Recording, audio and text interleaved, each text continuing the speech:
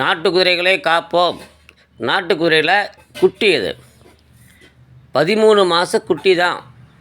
ஆனால் பார்த்தா அதை நம்ப முடியாத மாதிரி தான் இருக்கும். 13 மாத குட்டி. உயரம் பார்த்திங்கன்னா 45 இன்ச்சு வருது. கடி இல்லை, உதை இல்லை, 9 சுழி சுத்தம். இது இதுக்கு மேலே தான் நம்ம இன்னும் ஒரு 2 வருஷம் ஆகணும். நீங்கள் வளர்க்கணும் வாங்கிட்டு போகிறவங்க.